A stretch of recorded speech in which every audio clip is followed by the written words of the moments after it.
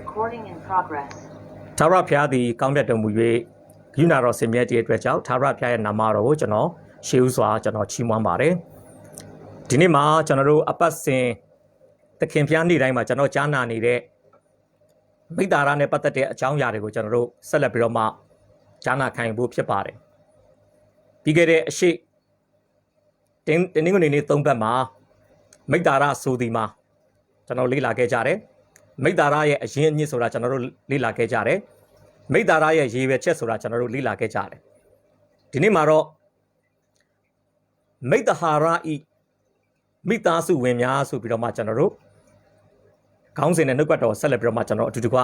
ကြားနာဖို့ဖြစ်ပါတယ်ရှေးဦးစွာဒီကနေ့အခြေပြုမဲ့တမန်ကျမ်းစာတော်မြတ်များကိုချစ်သောအမိဖညီကောင်တော်မတွေအားလုံးအတူတကွကြားနာစေဖို့ရန်ကျွန်တော်ဖတ်ကြားပေးခြင်းပါတယ်ပထမဆုံးဖတ်ကြားပေးခြင်းတဲ့တမန်ကျမ်းစာတော်မြတ်ကတော့ရှင်ယောဟန်ဩဝါဒစာအခန်းကြီး2အပိုင်းငယ်7ကနေ14အတွင်းကိုကျွန်တော်ဖတ်ပေးခြင်းပါတယ်ရှင်ယောဟန်ဩဝါဒစာပထမဆောင်အခန်းကြီး2အပိုင်းငယ်7မှကျွန်တော်တို့14ချစ်သားတို့သင်တို့သည်ထိုသခင်ဤနာမတော်အားဖြင့်အပြစ်များနှင့်ကင်းလွတ်သောကြောင့်သင်တို့အားငါရေး၍ပေးလိုက်၏အဘတို့သင်တို့သည်ရှေးဥစွာကပင်ရှိတော်မူသောသူကိုသိသောကြောင့်သင်တို့အားငါရေး၍ပေးလိုက်၏လူပြိုတို့သင်တို့သည်မာနကိုအောင်သောကြောင့်သင်တို့အားငါရေး၍ပေးလိုက်၏သူငယ်တို့သင်တို့သည်ခမဲတော်ကိုသိသောကြောင့်သင်တို့အားငါရေး၍ပေးလိုက်၏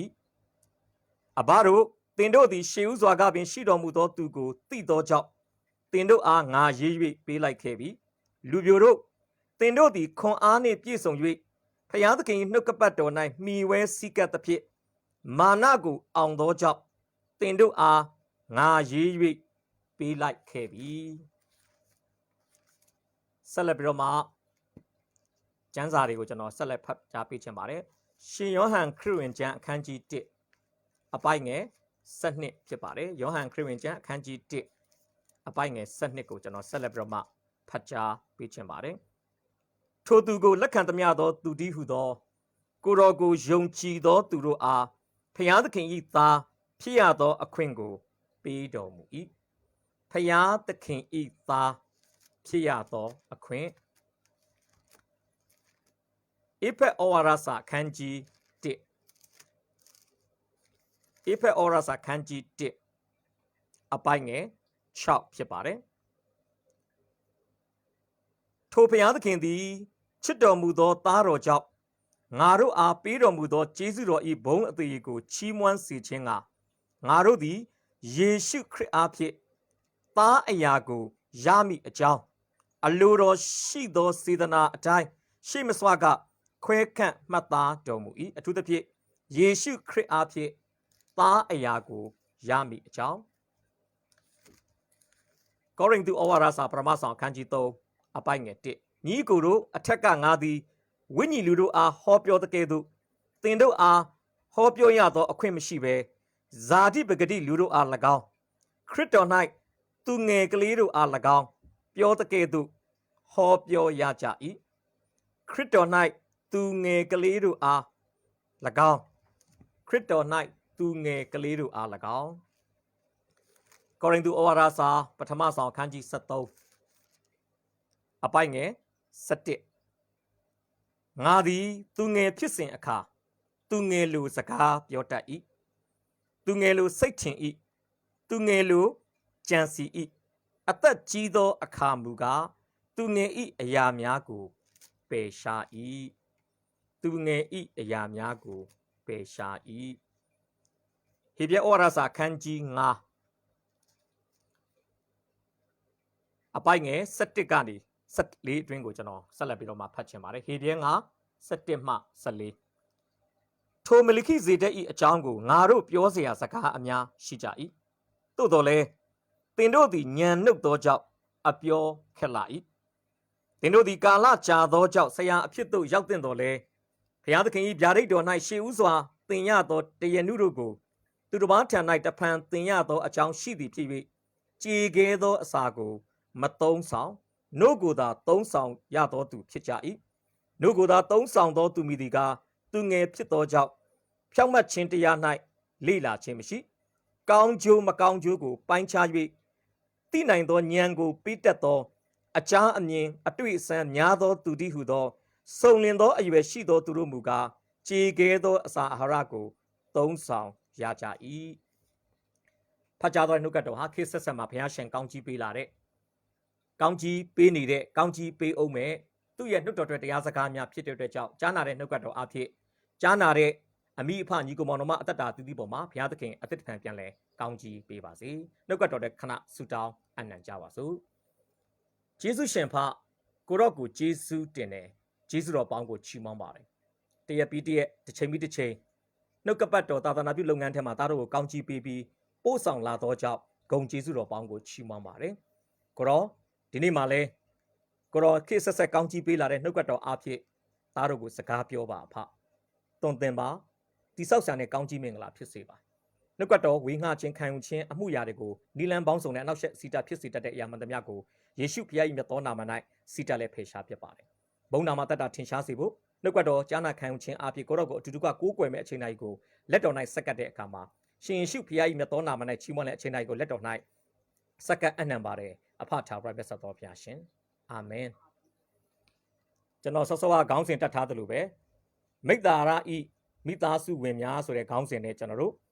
ဒီနေ့နှုတ်ကပတ်တော်ကိုကျွန်တော်တို့အတူတကွလေ့လာသွားဖို့ဖြစ်ပါတယ်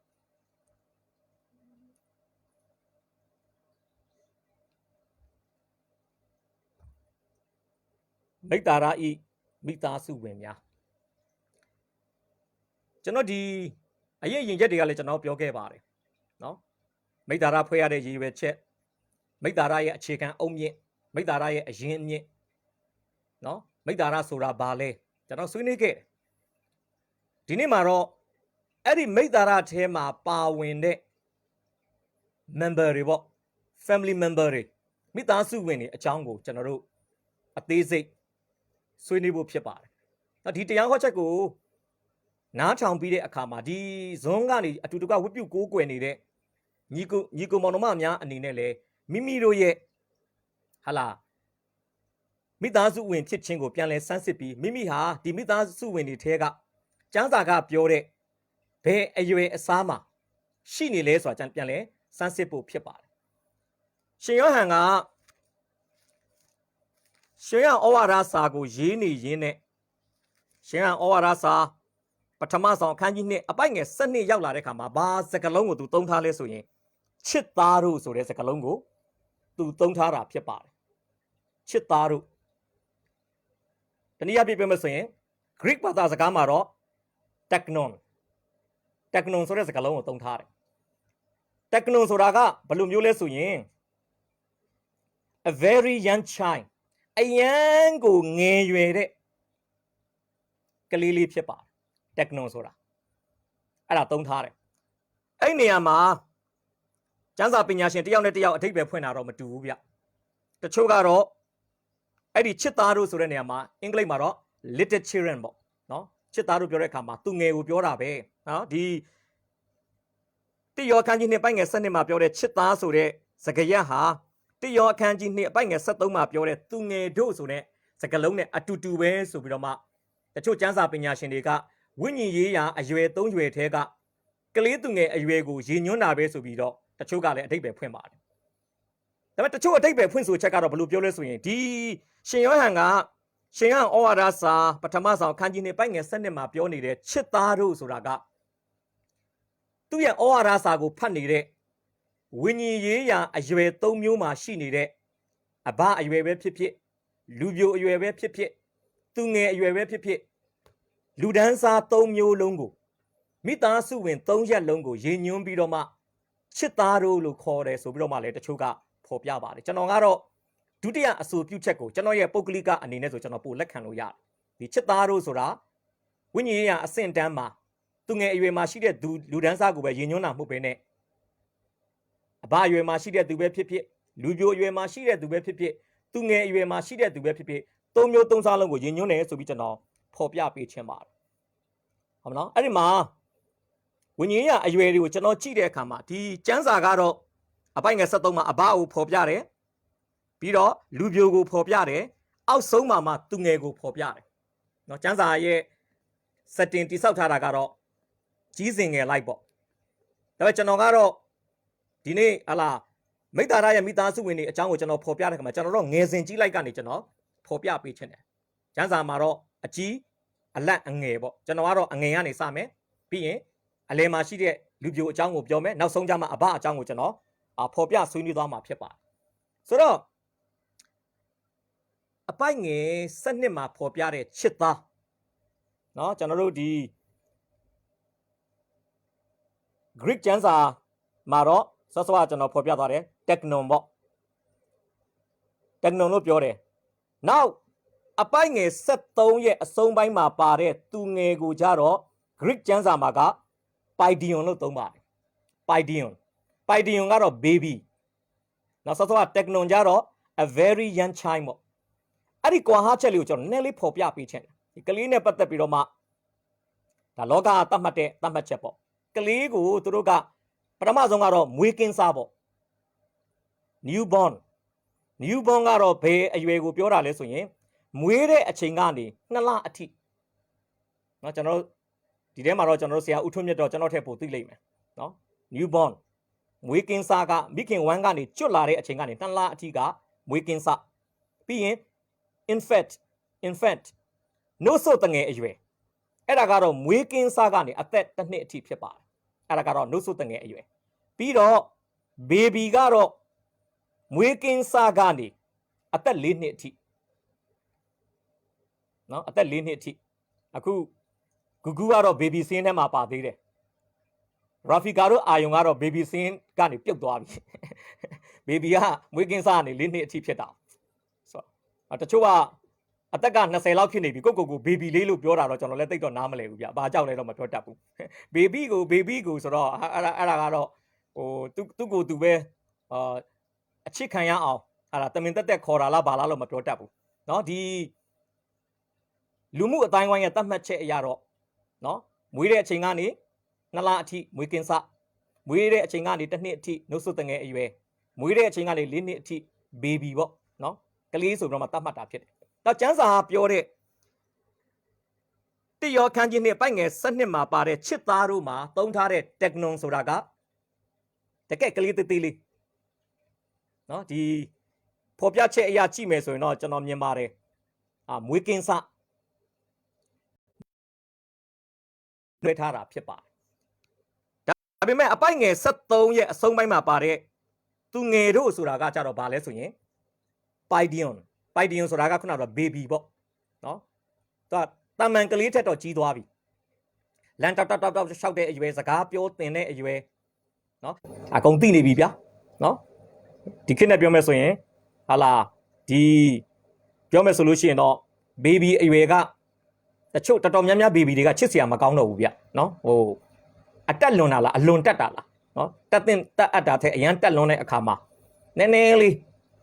ဟာလာမျက်စိစပင်မွေးစူးစရာကောင်းတဲ့ baby တွေလည်းရှိတယ်ဗျတချို့ကဟိုကလေးပေမဲ့ကလေးနဲ့မတူတော့တဲ့ကလေးဗျနော်ကလေးပြောရမယ့်စကားထက်လည်းပိုပြောတယ်နော်ကလေးတစ်ယောက်ရဲ့နေပေကတတ်မှတ်ထားတဲ့ဘောင်ကနားတွေကိုကြော်ပြီးတော့မှဟို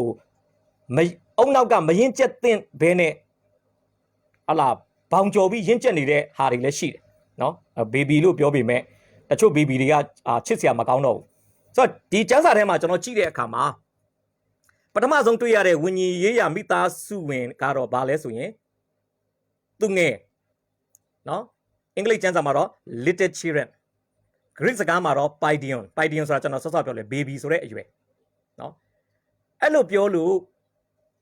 အသင်းတော်ထဲမှာရှိတဲ့ဟာလာမွေးကင်းစားကနေတစ်နှစ်အရွယ်ကလေးတွေကိုပဲပြောတယ်လို့ကျွန်တော်မဆိုလိုဘူးနော်ဒီပရိသတ်ထဲမှာနော်မပုံတင်အသက်အရာမွေးတက်ကရိအရာတက်ကြီးပိုင်းတွေဖြစ်အောင်တော့16နှစ်ကျော်တွေ30ကျော်တွေ40ကျော်တွေ50ကျော်တွေဖြစ်အောင်တော့ဝိညာဉ်ရေးတတ်မှတ်ချက်မှာသူငယ်အရွယ်ရှိတဲ့သူတွေဒီပရိသတ်ထဲမှာပါနိုင်တယ်ဆိုတော့ကျွန်တော်ဒီနေ့ဖော်ပြပေးခြင်းပါတယ်မိတ်ဆွေအသက်ကြီးတိုင်းမိတ်ဆွေရဲ့အသွေးအသားခန္ဓာကိုယ်အသက်ကြီးတိုင်း ဝိညာဉ်ပိုင်းဆိုင်မှာမိတ်ဆွေအသက်ကြီးလိုက်မယ်လို့တော့မထင်ပါနဲ့တချို့ကလူကြီးသာဖြစ်တာ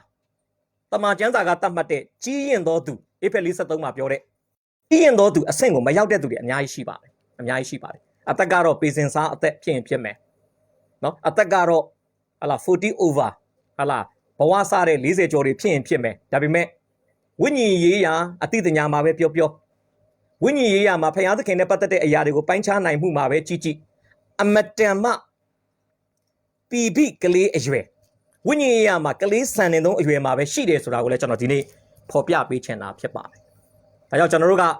မိတ္တာရဖွဲ့တဲ့အခါမှာဒီအရွယ်တွေသိထားမှပဲတယောက်နဲ့တယောက်မိတ္တာရဖွဲ့ရတာအဆင်ပြေမှာဖြစ်ပါတယ်ဒါကကျွန်တော်တို့ကလူကြီးကအကောင်ကြီးပဲပြောလိုက်တဲ့စကားကဝိညာဉ်ပိုင်းဆိုင်ရာမှာကလေးကလားစကားတွေပြောတဲ့အခါမှာကျွန်တော်အရန်စိတ်ပြတ်သွားတာတွေရှိလိမ့်မယ်အဲ့ချိန်ကျရင်နားလည်ပေးပါ။အော်သူကရှင်ယောဟန်ပြောတဲ့သူငယ်အရွယ်မှာပါလားဘေဘီလေးပါလားဝိညာဉ်ပိုင်းဆိုင်ရာမှာဘေဘီလေးဖြစ်တဲ့အတွက်ဟာလားသူကဒီလိုမျိုးကျမ်းစာနဲ့ပတ်သက်ပြီးဒီလိုမျိုးယူဆပါလားဒီလိုပြောပါလားဆိုပြီးကျွန်တော်တို့ကသဘောထားကြီးနဲ့ဟာလားလက်ခံပေးဖို့နော်သူရင့်ကျက်လာဖို့အတွက်ကြီးထွားလာဖို့အတွက်ဆုတောင်းပေးဖို့လိုတယ်ဆိုတာကိုကျွန်တော်ဖော်ပြပေးချင်တာဖြစ်ပါတယ်ဆိုတော့ဒီသူငယ်အရွယ်နဲ့ပတ်သက်ပြီးတော့မှကျွန်တော်ကြည့်တဲ့အခါမှာသူငယ်ပဲဖြစ်ဖြစ်လူပြိုပဲဖြစ်ဖြစ်အဘအရွယ်ပဲဖြစ်ဖြစ်ဒီဝိညာဉ်ပိုင်းဆိုင်ရာမိသားစုအရွယ်အစား၃မျိုးလုံးရဲ့အခြေခံကဘာကနေစတာလဲဆိုရင်ချစ်သားတို့တဲ့သင်တို့သည်ထိုသခင်၏နာမတော်အဖြစ်အပြစ်များနှင့်ကင်းလွတ်သောကြောင့်သင်တို့အားငါရေး၍ပေးလိုက်၏အဲ့မှာအပြစ်များနှင့်ကင်းလွတ်သောကြောင့် forgiveness ဆိုလို့ချင်တာသူငယ်အရွယ်လေဖျားသားသမီးဖြစ်ခွင့်ရတာအပြစ်လွတ်ခြင်းကျေးဇူးကိုခံစားလို့လူပြိုအရွယ်လေဖျားသားသမီးဖြစ်ခွင့်ရတာအပြစ်လွတ်ခြင်းကျေးဇူးကိုခံစားလို့အဘအရွယ်လေဖျားသားသမီးဖြစ်ခွင့်ရတာအပြစ်လွတ်ခြင်းကျေးဇူးတနည်းအားဖြင့်ပြောမယ်ဆိုရင်ကယ်တင်ခြင်းပေါ့ကယ်တင်ခြင်းရောက်သောကြောင့်သာဖျားသခင်ရဲ့ရွေးနှုတ်ခြင်းကိုယုံကြည်ခြင်းအဖြစ်တုတ်ပြန်ခဲ့သောကြောင့်သာဒီဝိညာဉ်ပိုင်းဆိုင်ရာအရွယ်သုံးမျိုးသုံးစားထဲမှာကျွန်တော်တို့ပါဝင်ခွင့်ရတယ်ဆိုတာကျွန်တော်ဒီနေ့ဖော်ပြပေးချင်ပါတယ်သူငယ်လဲရွေးနှုတ်ခြင်းနဲ့မလွတ်ဘူးလူပြိုလဲရွေးနှုတ်ခြင်းနဲ့မကင်းနိုင်ဘူးအဘလဲရွေးနှုတ်ခြင်းနဲ့မကင်းနိုင်ဘူးဒါကြောင့်မိတ္တာရဆိုတဲ့ဟာလာနေပယ်မိတ္တာရဆိုတဲ့အဝိုင်းဝန်းထဲကိုဝင်ရောက်လာဖို့အတွက်တခုတည်သောသတ်မှတ်ချက်ကတော့အပြစ်လွတ်ခြင်းခံစားပြီးတဲ့သူဖြစ်ဖို့လိုပါတယ်အပြစ်လွတ်ခြင်းခံစားပြီးတဲ့သူမဖြစ်ရင်တော့မိတ္တာရထဲမှာရောက်လာအောင်တော့ဘလို့မှအချိတ်ဆက်မမိနိုင်ဘူးဆိုတာကျွန်တော်ဒီနေ့ဖော်ပြပေးချင်တာဖြစ်ပါတယ်ဒါကြောင့်သူငယ်ဒီသူငယ်နဲ့ပတ်သက်ပြီးတော့ကျွန်တော်တို့ရှင်ယောဟန်ဩဝါဒစာပထမရှင်ယောဟန်ခရစ်ဝင်ကျမ်းအခန်းကြီး1ပိုက်ငယ်7မှာပြောလဲထိုသူကိုလက်ခံသမျှသောသူတည်းဟူသောကိုတော်ကိုယုံကြည်သောသူတို့အားဖျားသခင်ရဲ့သားဖြစ်ရသောအခွင့်ကိုပေးတယ်လို့ပြောပါတယ်အဲ့နေရာမှာမြန်မာကျမ်းစာမှာတော့ဖျားသခင်ရဲ့သားလို့ဟာလာကျမ်းစာကဘာသာပြန်ထားပြီမဲ့အင်္ဂလိပ်ကျမ်းစာမှာတော့ children of God ဖျားသခင်ရဲ့ကလေးများဖြစ်ရသောအခွင့်ယုံကြည်သူတယောက်ဟာထာဝရသက်ရတဲ့အချိန်မှာဖျားသခင်ရဲ့သတ်မှတ်ချက်ထဲမှာမွေးကင်းစဝိညာဉ်ကလေးကဲ့သို့ဖြစ်ပါတယ်ကျွန်တော်ပြောပြီးပြီလေအသက်ကပေစင်စားအသက်ဖြစ်ပေမဲ့ဒီနေ့မှဘောင်းကန်ဖြစ်တယ်ဆိုရင်ဖျားသခင်အမြင်မှာတော့တကယ်ပူတူလေးမွေးကင်းစလေးပစ္စည်းကွေးလေးတေးလေးပဲနော်ကျွန်တော်တို့သူပရေတွန့်နေတာတွေမကြည့်နဲ့သပင်ဖြူနေတာတွေမကြည့်နဲ့သွားတွေကျိုးနေတာတွေမကြည့်နဲ့ကျွန်တော်တို့နားလေရမှာသူ့ဝိညာဉ်လေးဟာအခုမှမွေးကင်းစအရွယ်တကယ်ဝိညာဉ်ပိုင်းဆိုင်ရာမှာပီဖိကလေးဆိုတာကိုကျွန်တော်တို့တတိချက်ဖို့လိုပါတယ်နော်သူ့ရဲ့အတွင်းလူဟာအမတန်မှငယ်သေးတယ်မွေးကင်းစဆိုတာကျွန်တော်မမေ့ဖို့လိုပါတယ်နော်ဆိုတော့အဲ့မှာတတိချက်စေချင်တာကရှင်ဟန်ခရစ်ဝင်ကျမ်းခန်းကြီး1ပိုက်ငယ်7မှာပြောတဲ့ဖျားသားဖြစ်ရသောအခွင့်ဆိုတာကဖျားသခင်ရဲ့ဖျားသခင်နဲ့ကျွန်တော်တို့ကြားထဲမှာရှိတဲ့တော်ဆက်မှုအစကိုပြောတာဖြစ်ပါတယ်ကျွန်တော်ပြန်ပြောမယ်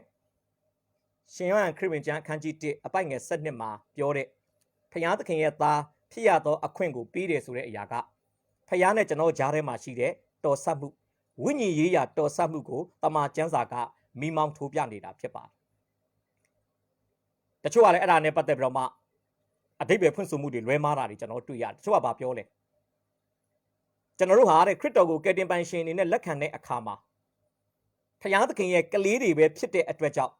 ဖျားသခင်ပေးမဲ့ဝိညာဉ်ရေးရာအမွေတွေကိုကျွန်တော်မခံနိုင်ဘူးတဲ့ ဝိညာဉ်ရေးရအမွေဆိုတာအရွယ်ရောက်တဲ့သားဖြစ်ပြီးမှခံရတယ်ဆိုပြီးတော့မှတချို့ဓမ္မဝန်ဆောင်တွေကလည်းလွဲမားစွာအဓိပ္ပာယ်ဖွင့်တာကျွန်တော်တွေ့ရမှာဖြစ်ပါတယ်ကျွန်တော်ပြန်ပြောမယ်တချို့ကဘလို့လွဲမားစွာအဓိပ္ပာယ်ဖွင့်လဲပြောင်းလဲကာစားယုံကြည်သူဟာဖယားသခင်ရဲ့တတ်မှတ်ချက်မှာကလေးပဲရှိသေးတယ်သားမဖြစ်သေးဘူးသားဆိုတဲ့အရွယ်ဟာကျွန်တော်မြန်မာနိုင်ငံရဲ့တတ်မှတ်ချက်မှာတော့အသက်16နှစ်ကျော်ပြီးတော့မိဘရဲ့အမွေကိုဥပဒေကြောင်းအရစက္ကန့်လို့ရတဲ့အရွယ်ပေါ့အဲ့ဒီအရွယ်မရောက်သေးဘူးတဲ့ဒါကြောင့်ဝိညာဉ်ပိုင်းဆိုင်ရာမှာကလေးအဆင့်အတန်းမှာပဲရှိနေတဲ့ယုံကြည်သူတွေကဘယ်တော့မှဖယားသခင်ပြင်ဆင်ထားတဲ့ကောင်းကင်အမွေတွေကိုခံစားခွင့်မရှိဘူးဆိုပြီးတော့မှတချို့ကဖော်ပြတာဖြစ်ပါတယ်အဲ့ဒီနေရာမှာကျွန်တော်ဖော်ပြချင်တဲ့အရာလေးတစ်ခုရှိတယ်မှန်ပါတယ်ပြောင်းလဲတဲ့နေ့မှာကျွန်တော်တို့ဟာဖယားသခင်နဲ့တော်ဆမှုဖြစ်လာတယ်ဖယားကကျွန်တော်တို့ရဲ့အဖေကျွန်တော်တို့ကဖယားသခင်ရဲ့သားနော်ဒါကြောင့်ယောဟန်1:2ကပြောတဲ့ဖယားသခင်ရဲ့သားဆိုတာကဖယားသခင်ရဲ့မိသားစုထဲမှာရှိတဲ့ကျွန်တော်တို့နဲ့ဖယားကြားထဲမှာရှိတဲ့တော်ဆမှုကိုယဉ်ညွှန်းတာဖြစ်ပါတယ်ဒါပေမဲ့ဧဖက်ဩဝါဒစာခန်းကြီး1အပိုင်ငယ်6အင်္ဂလိပ်မှာတော့9မြန်မာကျမ်းစာမှာတော့6မှာတော့ဗာပြောလဲသားအရာကိုရတယ်လို့ပြောတာသားအရာကိုရတယ်လို့ပြောတဲ့အခါမှာအင်္ဂလိပ်ကျမ်းစာမှာတော့ adoption as sons adopted လုပ်တာမွေးစားတာအဲ့မွေးစားတယ်လို့ပြောတဲ့အခါမှာကျွန်တော်နည်းနည်းလေးရှင်းပြချင်တယ်တမန်တော်ရှင်ပေါလုကယောမအင်ပါရာကြီးစိုးတဲ့ကာလမှာအမှုတော်ဆောင်တဲ့ဓမ္မဝင်ဆောင်တယောက်ဖြစ်တဲ့အတွက်ကြောင့်တမန်တော်ရှင်ပေါလုတရားပဲဟောနော်ကျမ်းစာတွေပဲရေးသားသူပေးတဲ့ဥပမာတွေသူသုံးဆွဲတဲ့ဝေါ်ဟာရတွေဟာသူခေတ်သူအခါရဲ့တမိုင်းနောက်ခံတဲ့ဆက်ဆက်မှုရှိတယ်ဆိုတာကိုကျွန်တော်ဒီနေ့ဖော်ပြပေးချင်တာဖြစ်ပါတယ်ဒီနေရာမှာသူပြောတဲ့ adoption as son ဆိုတဲ့အရာကဘာကိုရည်ညွှန်းလဲဆိုရင်သူတို့ခေတ်မှာတုန်းကတချို့မိသားစုတွေမှာကလေးမရှိဘူးဗျနော်ခင်မွန်းတယ်ရှိတယ်ဇနီးတယ်ရှိတယ်အိမ်တော်တက်တန်းလဲကြာလာပြီသားသမီးယတနာမထွန်းကားဘူးနော်သားသမီးရမယ်အသက်အရွယ်လည်းမဟုတ်တော့ဘူးပြဿနာရှိလာတယ်ဘာပြဿနာလဲငါတို့ရှာထားဖွေထားတဲ့ဥစ္စာအမွေတွေစီးစိမ်ချမ်းသာတွေကိုငါတို့မရှိတဲ့နောက်မှာဘု து ကိုပေးမှလဲသူတို့အသက်က50 60လောက်ဖြစ်နေပြီဗျာအဲ့ဒီချိန်ကြမှာဟုတ်မွေးကင်းစနီတာရဲ့ကလေးလေးကိုမွေးစားပြီးတော့မှအမွေပေးဖို့စီစဉ်မယ်ဆိုလဲအချိန်ကအရန်နောက်ကျသွားပြီနော်အဲဆိုရင်တို့80 80မှာဒီကလေးက16နှစ်ပြည့်ချင်မှပြည့်အောင်မအဲ့ကြောင့်တို့ကဘာလုပ်လဲဆိုရင်ဥပဒေကြောင်းအရအရွယ်ရောက်ပြီးသားသားလေးလားသမီးလေးလားတစုံတယောက်ကိုတို့ဘာလို့ဆိုရင်စာချုပ်စာတမ်းနဲ့တို့ကတရားဝင်မွေးစားလိုက်တာဖြစ်ပါတယ်ကျွန်တော်ပြန်ပြောမယ်စာချုပ်စာတမ်းနဲ့တို့မွေးစားလိုက်တဲ့အတွက်ကြောင့်အဲ့ဒီကလေးဟာတို့မွေးစားလိုက်တဲ့တရားဝင်လက်မှတ်ထိုးလိုက်တဲ့စာချုပ်စာတမ်းအရာတို့လက်ခံလိုက်တဲ့အချိန်မှာတို့နဲ့ဥပဒေကြောင်းအရာသားအဖသားအမိတော်ဆက်သွားတယ်လို့ဥပဒေကြောင်းအရာသားအရာရရှိခြင်းတည်းဟုသောတို့မိဘနှစ်ပါးပိုင်တဲ့စီးစိမ်ချမ်းသာတွေကိုဒီနေ့ပဲသားဖြစ်ဒီနေ့ပဲအမွေခံခွင့်ရတယ်ဆိုတာကိုကျွန်တော်တို့တွေ့ရမှာဖြစ်ပါတယ်ဝိညာဉ်ပိုင်းဆိုင်ရာမှာလည်းဘုရားသခင်ပြင်ဆင်ထားတာဒီတိုင်းပဲခရစ်တော်ဒီနေ့ယုံကြည်လက်ခံဒီနေ့ဘုရားသားသမီးဖြစ်ဒီနေ့မှာပဲကျွန်တော်တို့ကခရစ်တော်၌ရှိတဲ့ခတ်သိမ်းသောဓမ္မမင်္ဂလာတွေကိုယုံကြည်ခြင်းအဖြစ်အမွေခံရတဲ့အခြေအနေအဆင့်တန်းမှာဘုရားရှင်ကကျွန်တော်တို့ကိုဖန်ဆင်းထားတာဖြစ်ပါတယ်ဘုရားရှင်နာမသားရဲ့ဘုန်းကြီးပါစေပြောင်းလဲတဲ့နေ့မှာဘုရားသားလည်းဖြစ်တယ်အမွေခံလို့ရတဲ့အသက်အရွယ်ဖြစ်တဲ့သားအရာကိုလည်းကျွန်တော်တို့ကတစ်ချိန်တည်းတစ်ပြိုင်တည်းမှာရတယ်ဆိုတာကျွန်တော်မိတ်ဆွေကိုသတင်းကောင်းပြောပြပေးချင်တာဖြစ်ပါတယ်အကယ်၍အခုရှင်ယောဟန်ဩဝါဒစာကပြောနေတဲ့အဘအရွယ်ရောက်မှဝိညာဉ်ပိုင်းဆိုင်ရာအမွေရမယ်ဆိုရင်တော့ဒီဇွန်းထဲမှာဝိပုကိုးကွယ်နေတဲ့ကျွန်တော်အပါအဝင်မိတ်ဆွေအပါအဝင်ကျွန်တော်အားလုံးဟာဖျားပြင်ဆင်ပေးတဲ့အမွေတွေနဲ့ရွှေပြီးတော့မျောတိုင်းဝေးဆိုသလိုအမြဲတမ်းဝေးနေမှာဖြစ်ပါတယ်ရင့်ကျက်မှအမွေရမယ်ဆိုရင်တော့ကျွန်တော်ခရိယန်တွေကကျွန်တော်ထင်တယ်အမွေရဖို့အတွက်အချိန်တော်တော်ကြာတချို့တို့လူတက်တန်းအောင်ကုန်သွားမယ်ဗျာဝိညာဉ်ပိုင်းဆိုင်မှာအမွေမရတဲ့အနေအထားဖြစ်သွားနိုင်တယ်ဒါကြောင့်ကျွန်တော်ပြန်ပြောမယ်မိသားစုထဲမှာရှိတဲ့မိသားစုဝင်တွေထဲမှာပထမမိသားစုဝင်ကသူငယ်ဖြစ်ပါတယ်ဖယားသခင်ရဲ့ကလေးဖြစ်ပါတယ်အဲ့ကလေးလေးတွေဟာပြောင်းလဲတဲ့နေ့မှာကတည်းကဖယားသခင်နဲ့တော်ဆက်ခြင်းဆိုတဲ့သားဖြစ်ခြင်းအခွင့်ကိုလည်းရတယ်လို့ဖယားသခင်စီကအမွေတွေကိုတရားဝင် ခံယူခွင့်ရှိတဲ့သားအရာကိုလည်းရတယ်ဆိုတာကိုကျွန်တော်ဒီနေ့ဖော်ပြပေးချင်ပါတယ်ဒါဆိုရင်ကျွန်တော်ဒီနေ့စဉ်းစားရအောင်အဲ့ဒီဝိညာဉ်ရေးရာမှာသူငယ်အရွယ်မှာရှိတဲ့သူတွေရဲ့ဇယိုက်လက္ခဏာကဘလို့အရာတွေလဲကျွန်တော်အများကြီးတော့မပြောတော့ပါဘူးအချက်လေး၃ချက်လောက်ကျွန်တော်ပြောချင်တယ်ဝိညာဉ်ပိုင်းဆိုင်ရာမှာကလေးအရွယ်ရှိနေတဲ့သူတွေကဘလို့လူမျိုးတွေလဲဆိုရင်ပေးကမ်းခြင်းထက်ရယူခြင်းကိုသာစိတ်ဝင်စားတဲ့သူတွေဖြစ်ပါတယ်နားရှိသောသူမိဒီကကြားပါစေပေးကမ်းခြင်းထက်ရယူခြင်းကိုပဲစိတ်ဝင်စားတယ်ကျွန်တော်ဗမာတွေ့ရလဲဆိုရင်ဒီလိုသဘောထားမျိုးကိုရှင်လုကာခရစ်ဝင်ကျမ်းခန်းကြီး15အပိုက်ငယ်7မှာပျောက်သောသားအဖြစ်ဖြစ်မှာသားငယ်ရဲ့လှုပ်ဆောင်ချက်ကျွန်တော်ဖတ်ပြမယ်သားငယ်သည်အဘထံသို့သွား၍အဘအကျွန်ုပ်ရထိုက်သောအမွေဥစ္စာကိုဝေ၍ပေးပါဟုတောင်းပန်လင်အဘသည်ဥစ္စာများကိုဝေ၍သားတို့အားပေးလေ၏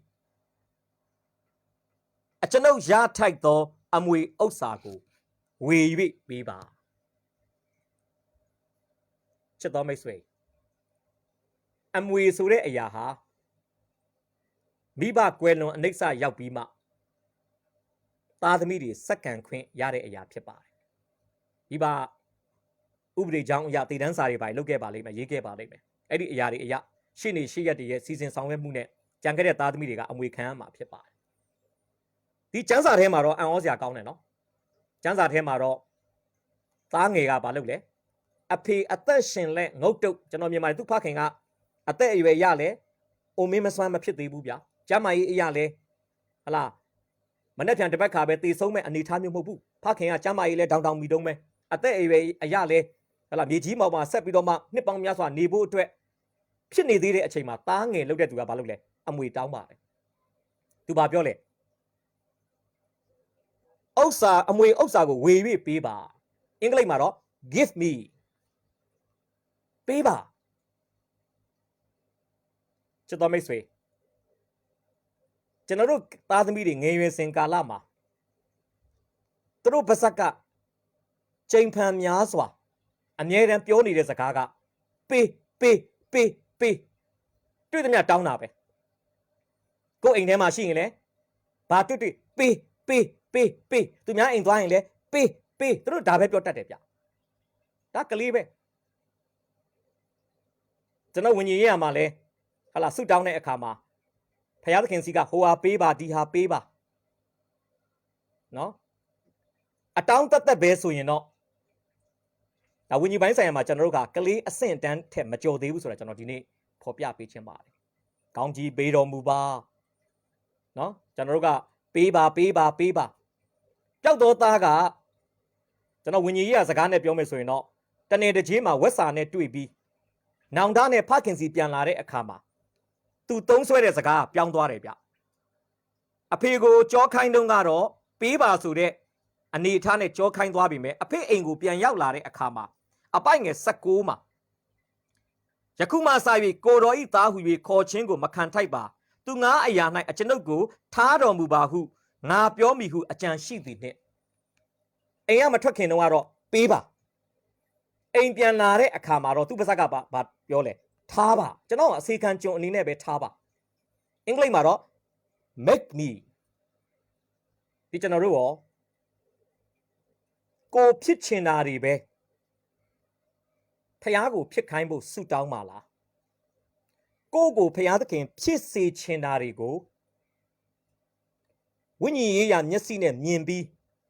အဲ့ဒီဖယားသခင်ဖြစ်စေခြင်းတဲ့အလိုတော်လမ်းထဲမှာကိုလိုက်ပါစီးမျောဖို့ရန်ဆုတောင်းနေလားဆိုတော့ဒီနေ့ပြန်လဲဆန်းစစ်ဖို့ဖြစ်ပါတယ်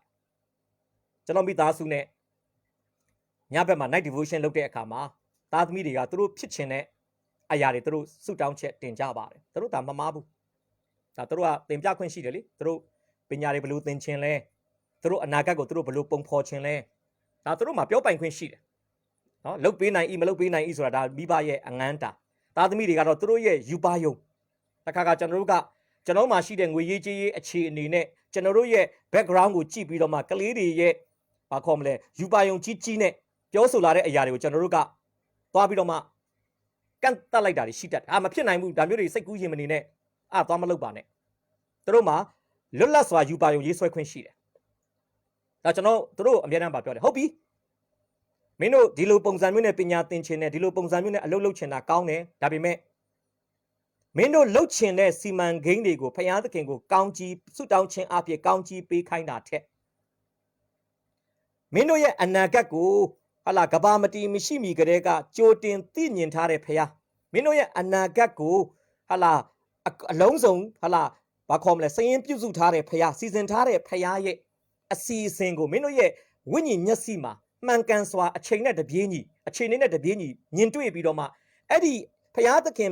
မင်းတို့အတွက်ကောင်းကြီးပေးထားတဲ့ပညာရေးကောင်းကြီးပေးထားတဲ့အလုပ်အကိုင်ကောင်းကြီးပေးထားတဲ့အနာဂတ်အစီအစဉ်တွေပေါ်မှာလိုက်ပါစီးမျောဖို့လိုတယ်ဆိုတာကိုကျွန်တော်အမြဲတမ်းသူတို့ကိုပြောပါတယ်အားကြောင့်ဆုတောင်းရင်အရှင်ရှုဆုတောင်းသလိုလေဒီခွက်ကိုကျွန်တော်မှလွန်နေလွန်သွားပါစေမိမိရဲ့ပုဂ္ဂလိကဆန္ဒကိုပြောပိုင်ခွင့်ရှိတယ်ဒါပေမဲ့အဆုံးမှာတော့ဘာနဲ့ပိတ်ဖို့ကောင်းလဲသို့တော်လည်းကျွန်ုပ်အလိုတိုင်းမဖြစ်ပါစေနဲ့ကိုတော့အလိုတိုင်းဖြစ်ပါစေတခါကကျွန်တော်တို့ကဆုတာတောင်းတယ်ဗျာအလိုတော်ဝင်မခံချင်ဘူးဗျဒါပဲဖြစ်ရမယ်ဒါပဲဖြစ်ရမယ်ဒါကြောင့်ကိုဖြစ်ချင်တာကြီးပဲကိုလှုပ်ချင်တာကြီးပဲမျက်စိမှိတ်ပြီးတော့မှလုံးဝအလိုတော်ဝင်မခံဘဲနဲ့ဖျားကိုနဘူးနဇာလှုပ်နေတာဟာတနည်းအားဖြင့်ပြောစေဝိညာဉ်ပိုင်းဆိုင်ရာမှာကလေးသူငယ်အဆင့်တန်းကနေမကြော်နိုင်သေးဘူးဆိုတာကျွန်တော်ဒီနေ့ဖော်ပြပေးချင်ပါတယ်ဒါကြောင့်ကျွန်တော်ဒီနေ့ပြောချင်တာကျွန်တော်တို့ဆုတောင်းတင်ပြတဲ့ဆုတောင်းချက်တွေနဲ့ဆုတောင်းတဲ့အခါမှာကျွန်တော်တို့သုံးဆွဲနေတဲ့စကားလုံးတွေကကျွန်တော်တို့ရဲ့ကြီးထွားရင့်ကျက်မှုကိုတစ်ဖက်တစ်လမ်းကနေထင်ဟပ်ပြသနေတယ်ဆိုတာကျွန်တော်ဒီနေ့ဖော်ပြပေးချင်ပါတယ်ဒါကြောင့်ဝိညာဉ်ပိုင်းဆိုင်ရာမှာထဲဝင်ကျင်လည်နေတဲ့ဝိညာဉ်ရခေါင်းဆောင်တွေကလူတစ်ယောက်နဲ့စကားပြောလိုက်တာနဲ့ဒီလူဘောင်းကန်းဖြစ်လားမဖြစ်လားသိလို့ရတယ်ဘယ်လိုသိလို့ရတယ်လို့မမင်းနဲ့ပေါ့သိလို့ရတယ်ဒီလူကယ်တင်ခြင်းစိတ်ချမှုရှိမရှိနော်သူပြောနေတဲ့စကားတွေအရာသူကနာမည်ခံခရိယန်ဆိုတဲ့အတိုင်းထားတဲ့မကြော်ဘူးလားသိလို့ရတယ်ဒါမှမဟုတ်လဲဝိညာဉ်ပိုင်းဆိုင်မှာဘာမှမပိုင်းခြားနိုင်တဲ့သူလားတချို့ယုံကြည်သူတွေရှိရလေသင်အုပ်ဆရာကိုတော့မှအာမနာပဲနဲ့သင်အုပ်ဆရာရဲ့ Messenger ထဲမှာတခြားလူတွေဟောထားတဲ့မှားယွင်းတဲ့ဩဝါဒတွေကိုလာပြီးတော့ပြန် share တယ်ဗျဘလောက်ဝမ်းနေဖို့ကောင်းလဲကျွန်တော်တို့အဲ့ဒါအသင်းသားကသင်အုပ်ဆရာကိုစော်ကားတယ်လို့ပဲခံစားတယ်ဗျနော်လာ share တယ် share ရဲတာကျွန်တော်အံ့ဩတယ်ဗျဘလို့အုံနောက်နဲ့ share လဲတော့မပြောတတ်ဘူးနော်လာ share တယ်ကြည့်လိုက်တော့တကက်ပေါက်ကရတရားဟောချက်နော်ကျမ်းစာနဲ့လုံးဝမညီတဲ့ဟာတွေအဲ့ဒါဒီမှာအသင်းသူသင်သားကตาယာနေပြီဆိုရင်တော့အသင်းသူတဲ့ဝิญဉ်ပိုင်းဆိုင်ရာအဆင့်တန်းကတော်တော်လေးကိုစဉ်းစားစရာဖြစ်ပါတယ်တချို့ယုံကြည်သူကအဲ့ဒါရှိတယ်နော် like share တယ်နော်တခါကျရင်ကို့အသင်းသားဖြစ်လို့ friend request လာပို့လို့ကိုကသင်အုပ်ဆရာတယောက်အနေနဲ့လက်ခံလိုက်ပြီမယ်အသင်းသားကမနဲ့တိုင်းမှာပောက်ကရတရားဟောချက်တွေကို Facebook မှာ share ပြီးတော့သင်အုပ်ဆရာကိုဘာခေါ်မလဲစိတ်ပိုင်းဆိုင်ရာမှာညှင်းဆဲနေတာဗျကျွန်တော်တော်တော်ညှင်းဆဲခံရတယ်ဗျ share တယ်ပါလေရွှေခေါင်းလောင်းဆရာတော်တို့ပါတို့ရှောက် share တယ်တော်တော်ဒုက္ခရောက်တာဘာလို့လောက်ရမှန်းတော့မသိဘူးမနဲ့အဲ့ရထားလိုက်လို့ဖွင့်လိုက်ပြီဆိုရင်တက်လာပြီဒီလူတွေကအတိတ်ကာလမှာနှစ်ပေါင်းများစွာတမာတရားမိသားစုထဲမှာနေခဲ့တဲ့သူတွေနော်မိသားရလည်းတက်တလားမပြောနဲ့နော်ဒီလူတွေဒီလိုဖြစ်သွားတာကျွန်တော်အံ့ဩတယ်ဒီလူဖြစ်သွားတာတော်တော်အံ့ဩတယ်တစ်ဖက်ကနေကြည့်ရင်လဲကိုလည်းပြန်ပြီးတော့မှစဉ်းစားဖို့ပေါ့ငါအသင်းသူအသင်းသားတွေပေါ်မှာဘာလို့ဒီလောက်အယုံလွယ်ခဲ့ရတာလဲသူတို့ရဲ့ဝิญဉ်ပိုင်းဆိုင်ရာကိုဘာလို့ငါတို့အတိတ်ကာလတုန်းကဘာလို့အရန်အထင်ကြီးခဲ့တာလဲတခါကလည်းပြန်စဉ်းစားတယ်ဒါကြောင့်နောက်လာမယ့်အနာဂတ်ကာလပေါ်လာအောင်မှာပါနော်အိမ်မှာ prophet တွေခေါ်ပြီးတော့မှတမိသားစုလုံးဘာလဲအခြားသောဘာသာစကားတွေပြောပြီးတော့မှလူလိတ်တာမျိုးတွေနော်ပြီးတော့မှဆရာကြီးကျမတို့အိမ်မှာတောင်ပေါ်ကရောက်လာတဲ့ရစ်ပရောဟိတ်ကြီးရောက်နေတယ်ဆရာလည်းလာပြီးတော့ဆရာမိသားစုရဲ့အနာဂတ်အမေရိကန်သွားမလားမသွားဘူးလားလာမေးပါအောင်လှုပ်အောင်ပါလှုပ်တဲ့လူလည်းပါလာနိုင်တယ်ကြိုကာထားတာကျွန်တော်အခုကတည်းကနော်ကျွန်တော်ကြိုပြောထားတာကျွန်တော်ပြောချင်တာဒါဝิญဉ်ပိုင်းဆိုင်ရာမှာကလေးတွေနောက်ကလေးတွေရဲ့နောက်ထပ်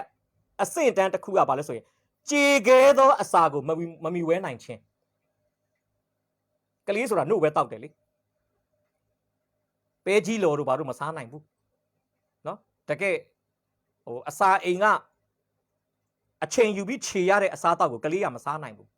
ကလေးကနှုတ်ပဲတောက်မယ်နှုတ်ဆိုတာအရွယ်အစားတစ်ခုမှာပဲအကျုံးဝင်တယ်ဗျနော် နို့အပေးတဲ့အဟာရကအရွယ်အစားတစ်ခုမှာပဲဟလာဖြစ်တည်နိုင်တယ်ဒါပေမဲ့အသိဉာဏ်နဲ့ရင့်ကျက်ဖို့ခန္ဓာကိုယ်ကြီးထွားဖို့ကြံ့ခိုင်ဖို့ဆိုရင်ကျမ်းစာမှာတော့ကြည်ခဲသောအစာဆိုအသားစားဖို့လိုတယ်တချို့ယုံကြည်သူကဝိညာဉ်ပိုင်းဆိုင်ရာမှာအသားမစားနိုင်ဘူးဗျအသားမစားနိုင်ဘူးเนาะကျွန်တော်တို့ဩဝါဒနဲ့ပတ်သက်တဲ့တရားဟောချက်တွေကြားပြီးဆိုယုံကြည်သူကမခံစားနိုင်တော့ဘူးဗျဒါကြောင့်ဟေဘရဲဩဝါဒစာခန်းကြီး9အပိုင်ငယ်17ကနေကျွန်တော်တို့ဒီစစောကျွန်တော်ဖတ်သွားပါပြီ14လောက်အတွင်းမှာဟေဘရဲဩဝါဒစာကိုရေးခဲ့တဲ့ဟေဘရဲဆရာကပြောစရာအများကြီးရှိတယ်ဟေဘရဲဆရာကအထူးသဖြင့်တော့မေလခိဇေတက်အကြောင်းပေါ့နော်ကဘာဦး14စာလံ130မှာပါတဲ့မေလခိဇေတက်အကြောင်းကိုဟေဘရဲဩဝါဒစာကိုရေးသားတဲ့ဟေဘရဲဆရာကပြောစရာအများကြီးရှိတယ်ပြောလဲပြောချင်တယ်ရေးလဲရေးချင်တယ်ပြဿနာကဟေဘရဲဩဝါဒစာကိုဖတ်မဲ့စာဖတ်ပိတ်သက်ကဝိညာဉ်ပိုင်းဆိုင်ရာမှာအမတန်မှ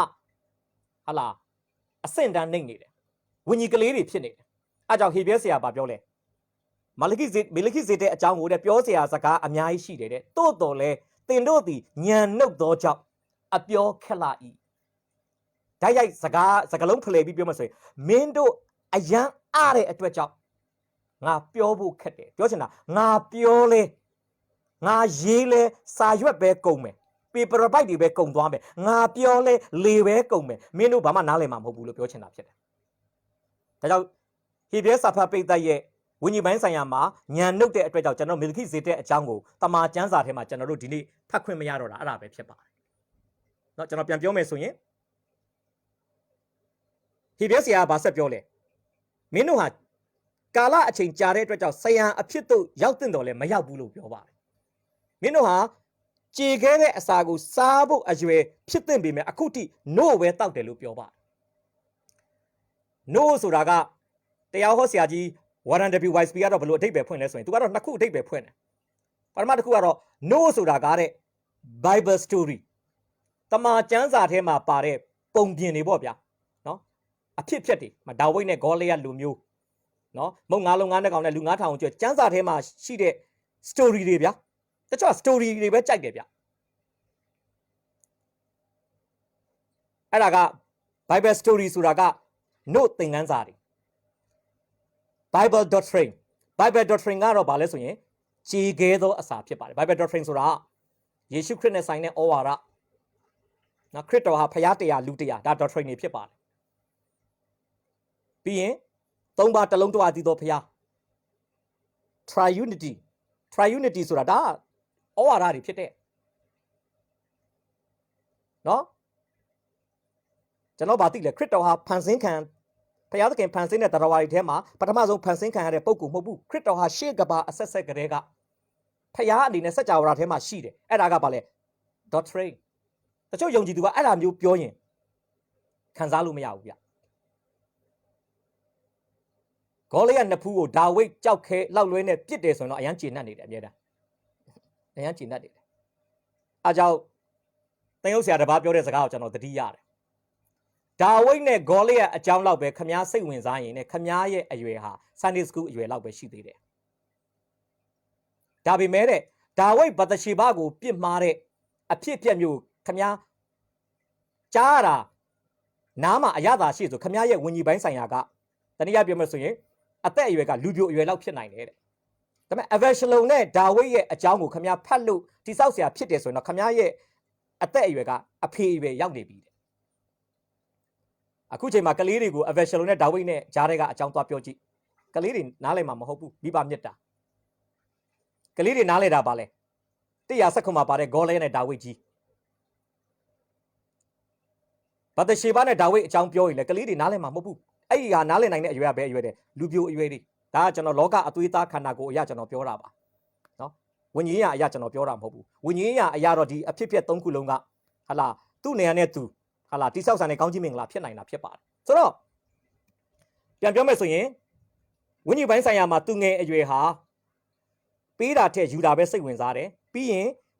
ကြေခဲတဲ့အစာကိုမစားနိုင်ဘူး now Warren W. Wisby ကပဲဆက်ပြောတယ်ဗျ no ဆိုတာဘာလဲဆိုရင်တဲ့ခရစ်တော်ရဲ့ညီကြီးအမှုတော်မဿဲမာကုလုကာယောဟန်ခရစ်ဝင်ကျမ်း၄ကျမ်းမှာ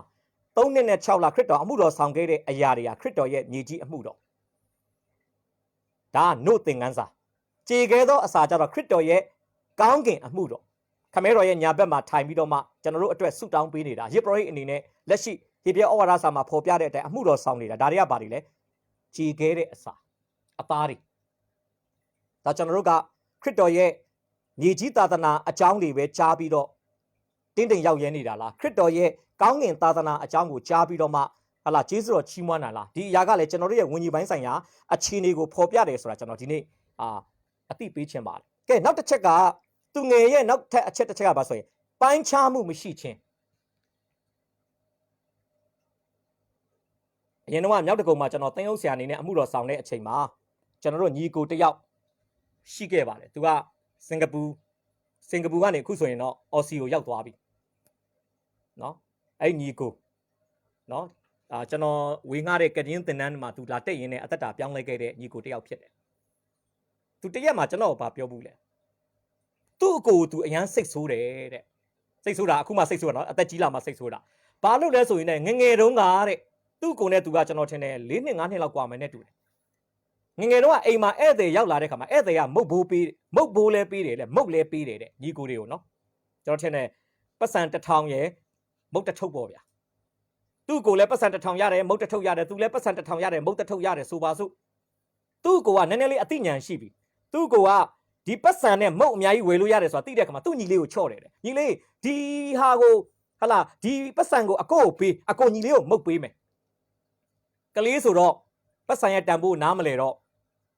့မုတ်အများကြီးဝယ်လို့ရတဲ့ပတ်စံ1000နဲ့သူ့ကိုစီကဟလာရာခဏလောက်ပဲတန်ဖိုးရှိတဲ့မုတ်ထုတ်ကိုသူကလဲလိုက်တယ်ဗျနောက်ပိုင်းသူအရွယ်ရောက်လာတဲ့အခါမှာသူပါသိလဲအဲ့တုန်းကကျွန်တော်ဟလာအလိန်ခံလိုက်ရတယ်ကျွန်တော်အကိုကျွန်တော်လုံးဝမကျေနပ်ဘူးတဲ့ဒါပေမဲ့သူကတော့အလိန်ကတော့ခံလိုက်ရပြီလေဘာလို့လဲဆိုရင်ကလေးတွေကိုမုတ်နဲ့ပတ်စံပေးကြည့်ပါပတ်စံ1000တန်နဲ့မုတ်နဲ့ပေးကလေးကမုတ်ပဲယူမှာပတ်စံ1000တန်နဲ့မော်တော်ကားလေးတစ်စီးပေးကြည့်အညံ့စားမော်တော်ကားပဲယူမှာဒါကလေးရဲ့အသိဉာဏ်တလောက်ပဲဝิญဉ်ပိုင်းဆိုင်ရာမှာလည်းကျွန်တော်ဘာတွေ့ရလဲဝิญဉ်ပိုင်းဆိုင်ရာမှာသူငယ်အရွယ်မှာရှိတဲ့သူတွေကမပိုင်းခြားနိုင်ဘူးဗျမပိုင်းခြားနိုင်ဘူးကြားတဲ့ဟာမှန်လားမှားလားမပိုင်းခြားနိုင်ဘူးအခုဆိုရင်လူတွေကဘာဖြစ်နေလဲလက်တလောကောင်းကြီးခံစားဖို့ပဲစိတ်ဝင်စားတယ်ဗျာထာဝရကာလမှာဟာလာဘုရားသခင်ရှေ့မှာဆုလက်တရဖူတွေရဖို့စိတ်ဝင်စားဘူးလက်တလောပဲလက်ရှိလိုအပ်ချက်လောက်ပဲကြည့်တယ်ကျွန်တော်တို့ရဲ့ဟာလာနုနယ်တဲ့အတွေးကထာဝရကာလအထိမမြင်ဘူးတကယ်တော့ကျွန်တော်တို့ကထာဝရကာလအထိမျှော်မြင်နေဆိုရင်ကျွန်တော်တို့ကအရိမတဲမြို့သားယောသတ်လို့သူတည်ရင်မြုပ်ဖို့အတွက်ငွေကြေးကုန်ကြခံပြီးတော့တိဆောက်ထားတဲ့သင်္ချိုင်းအသစ်ချက်ကိုခရစ်တော်ရဲ့အလောင်းထားဖို့ပေးလှူလိုက်တယ်လို့မျိုးကျွန်တော်တို့ကလုံနိုင်မှာဖြစ်တယ်လောကမှာကျွန်တော်တို့ကများများလက်လွတ်မယ်ကောင်းငယ်မှာများများစုပ်ကင်မယ်အခုကျွန်တော်တို့နုနယ်တဲ့သူတွေကတော့လောကမှာငါတို့များများစုပ်ကင်မယ်ထာဝရကာလမှာငါတို့များများလက်လွတ်မယ်ဆိုတဲ့ပုံစံမျိုးဖြစ်ပါတယ်ဘာလို့လဲကောင်းကျိုးမကောင်းကျိုးမပိုင်းခြားနိုင်ဘူးကြားတဲ့တရားဟောချက်တွေကိုလည်းမပိုင်းခြားနိုင်ဘူးနော်လောကအရာလားဝိညာဉ်အရာလားမပိုင်းခြားနိုင်တဲ့အတွက်ကြောင့်ဒီနေ့ခရိယန်တွေဘာဖြစ်လဲအလိန်ခံနေရတယ်နော်ခရိယန်တွေသူများပြောသမျှအာမင်ထူးနေတယ်နော်မှားယွင်းတဲ့တုံသင်မှုတွေကိုအမှန်ထင်ပြီးတော့မှလိုက်လံဝေမျှနေတယ်နော်ပြောမယ်ဆိုရင်အဲ့လိုဝေမျှခြင်းအပြင်သူများကိုစိတ်ဒုက္ခပေးနေတယ်ဗျာစိတ်အနှောက်အယှက်ပေးတယ်ဆိုတော့ကျွန်တော်ဒီနေ့ဖော်ပြပေးချင်တာကဒါကဘာလဲဆိုရင်တမန်ကျမ်းစာကပြောတဲ့သူငယ်အရွယ်ဖြစ်ပါတယ်နော်ကောရိန္သုဩဝါဒစာပထမဆောင်အခန်းကြီး3အပိုင်ငယ်1မှာဆိုဘာတွေ့ရလဲသူငယ်တွေကဘာဖြစ်လဲတချင်လို့ရန်ဖြစ်နေလေတယောက်နော်ကောရိန္သုအသင်းတော်မှာဆိုပေါလုတပည့်အာပေါလုတပည့်ကေဖာတပည့်ခရစ်တော်တပည့်ဆိုပြီးရန်ဖြစ်နေကြတယ်အားကြောင့်ရှင်ပေါလုကဘာပြောလဲမင်းတို့ကသူငယ်ကလေးတွေလိုပဲလို့ပြောပါတယ်ဒါကြောင့်ကောရိန္သုဩဝါဒစာပထမဆောင်အခန်းကြီး73မှာလဲရှင်ပေါလုဘာပြောလဲသူငယ်အရွယ်ကားတဲ့သူငယ်လိုပဲစကားပြောမယ်သူငယ်လိုပဲထင်မှတ်တတ်တယ်သူငယ်လိုပဲကြံစီတယ်ဆိုပြီးတော့မှဖော်ပြတာဖြစ်ပါတယ်နော်သူငယ်ဖြစ်စဉ်အခါသူငယ်လိုစကားပြောတယ်သူငယ်လိုစိတ်ထင်တယ်သူငယ်လိုကြံစီတယ်အရွယ်ရောက်လာတဲ့အခါမှာတော့အသက်ကြီးလာတဲ့အခါမှာတော့သူငယ်ရဲ့အလေ့အလာတွေကိုစွန့်လွတ်တယ်လို့ကျမ်းစာကဖော်ပြပါတယ်ဒါကြောင့်ကျွန်တော်တို့ကြီးရင်တော့သူဝိညာဉ်ပိုင်းဆိုင်မှာအရွယ်ရောက်တဲ့သူမဖြစ်မချင်းကျွန်တော်တို့ဟာသူငယ်ဘဝထဲမှာပဲတဝဲလေလေဖြစ်မယ်ဆိုတာကျွန်တော်ဒီနေ့ဖော်ပြပေးခြင်းပါတယ်ဒါကြောင့်ဒီပထမတစ်ချက်ကိုနှိကုံးချုပ်မယ်ဆိုရင်ပထမဆုံးမိသားစုထဲမှာရှိနိုင်တဲ့မိသားစုဝင်ကတော့ဘာလဲဆိုရင်သူငယ်အရွယ်ဖြစ်ပါတယ်ကဲဒုတိယကြည့်ရအောင်ဒုတိယကတော့ young man မြန်မာကျမ်းစာမှာတော့လူပြိုလို့ပြောတဲ့အတွက်ကြောင့်တကယ်ပဂတိလူပြိုတွေကိုမျက်စိထဲမှာကျွန်တော်မြင်တာထက်ဝိညာဉ်ရေးရလူပြိုဆိုတာကိုကျွန်တော်ဒီနေ့ဖော်ပြပေးချင်တာဖြစ်ပါတယ်သူတို့အကြောင်းကိုတော့ရှင်ဟန်ဩဝါဒစာပထမဆောင်အခန်းကြီး2အပိုင်းငယ်73 74ဆော့ဆော့သူငယ်တွေနဲ့ပတ်သက်လို့ပြောတဲ့အခါမှာတော့ရှင်ဟန်ပြောတဲ့အရာကဘာလဲဆိုရင်သူငယ်တွေဟာကျွန်တော်အဲ့ဒါလေးကိုပြန်ဖတ်ပြချင်တယ်ရှင်ဟန်ဩဝါဒစာပထမဆောင်သူငယ်ရဲ့အနေအထားတစ်ခုကဘာလဲဆိုရင်တိယောအခန်းကြီး2အပိုင်းငယ်73အဆုံးလေးမှာသူငယ်တို့တင်တို့သည်ခမဲတော်ကိုသိတော်ကြောင့်သူငယ်ရဲ့ဘဝအသက်တာမှာလောကသားနဲ့ထူးခြားတာကတစ်ခုပဲရှိတယ်အဖေကိုသိတယ်ကျွန်တော်အရင်နေ့တွေကလည်းပြောပါတယ်သိကျွမ်းခြင်းအစသာရအသက်ရရှိခြင်းကယောဟန်7အပိုင်းငယ်3သာရအသက်ဆိုတာဖခင်ကိုသိကျွမ်းခြင်းလို့ပြောတာဒါကြောင့်ဒီသူငယ်တွေကဖခင်ကိုသိကျွမ်းတာလေးပဲရှိတယ်ဒါကြောင့်လောကမှာဒီတုတ်တန်စကားရှိတယ်ဗျအဲ့တုတ်တန်စကားကဘာလဲဆိုရင်ပညာရှိတဲ့ကလေးဟာတဲ့သူ့ရဲ့အဖေကိုသိတယ်လို့ပြောပါပညာရှိတဲ့ကလေးဟာကိုယ့်အဖေဘယ်သူလဲဆိုတာသိတယ်ဒါတော့ဝိညာဉ်ပိုင်းဆိုင်ရာမှာအသေးငယ်ဆုံးအရွယ်ဖြစ်တဲ့သူငယ်အရွယ်ဟာခမဲတော်ဖရာသခင်ကိုသူတို့သိကျွမ်းတယ်ပြောချင်တာသာရအသက်ရတယ်ပြောမှဆိုသူတို့မှာဝိညာဉ်အသက်ရှိတယ်သိရင်တော့ငရဲမသွားတော့ဘူးဒါလေးပဲအဲ့ဒါလေးကိုကျွန်တော်သိစေချင်တယ်ကဲဒုတိယလူပြိုကတော့သူကခမဲတော်ကိုသိယုံတာမကသူ့ရဲ့နောက်ထပ်ထူးခြားတဲ့အရာတစ်ခုကကျမ်းစာကဘယ်လိုပြောလဲဆိုရင်သင်